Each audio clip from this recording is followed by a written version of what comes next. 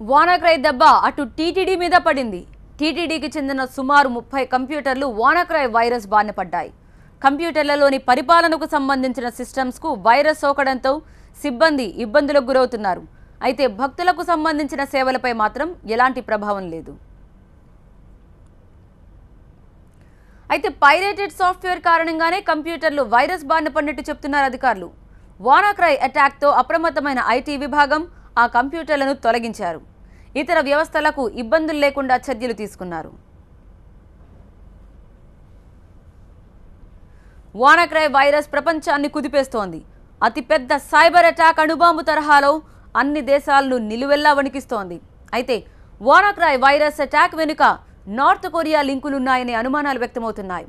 వానా virus code, north Korea హ్యాకర్లు వాడే code ఒకేలా ఉన్నాయంటున్నారు గూగుల్ రీసెర్చ్ ప్రతినిధులు. అగ్రరాజ్యంపై అణుయుద్ధానికి కాలు దువ్వుతున్న నార్త్ కొరియాపై మరికొన్ని దేశాలు, సంస్థలు కూడా ఇలాంటి ఆరోపణలే చేస్తున్నాయి. ఇక వానాక్రై ఎఫెక్ట్తో భారత్లో అన్ని వ్యవస్థలు వైరస్ బారిన పడ్డాయి. విండోస్లోకి వానాక్రై ఎంటర్ కావడంతో ఏటీఎం కార్యకలాపాలని ఆపేయాలంటూ అన్ని బ్యాంకులకు ఆదేశాలు జారీ అయ్యాయని చెప్తున్నారు. దీంతో ఏటీఎంల దగ్గర మళ్లీ క్యాష్ కటకట సీన్లు రిపీట్ అవుతున్నాయి. డబ్బులు లేక బ్యాంక్ కస్టమర్లు నానా పాట్లు పడాల్సి వస్తోంది. దేశంలో ఇప్పటికే నగదు కొరత కనిపిస్తోంది. ముఖ్యంగా తెలుగు రాష్ట్రాల్లో 90% ఏటీఎంలు మూతపడ్డాయి. ఏటీఎంలను మూతపట్టడంతో జనం డబ్బులు లేక ఇబ్బందులు పడుతున్నారు.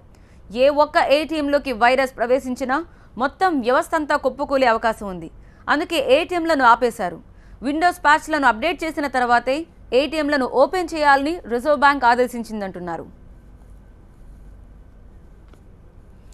అయితే వానాక్రై వైరస్ వల్ల ఏటీఎంలకు ముప్పేం లేదని ఈ యంత్రాలను ఆపరేట్ చేసే ఎలక్ట్రానిక్ పేమెంట్స్ అండ్ సర్వీసెస్ చెప్తోంది. మరోవైపు వానాక్రై వైరస్ పై ప్రజలు అప్రమత్తంగా ఉండాలని సూచించారు సైబర్ క్రైమ్ పోలీసులు.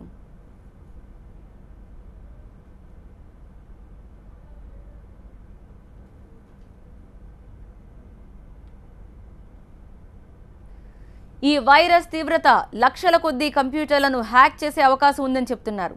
అందుకే రిజర్వ్ బ్యాంక్తో పాటు స్టాక్ మార్కెట్లు, national payments corporation of India, Aadhaar నిర్వహణ సంస్థ, ఐటీ సంస్థలు, ప్రభుత్వ కంప్యూటర్ వ్యవస్థలు వానాక్రై ధాటికి అలర్ట్ అయ్యాయి.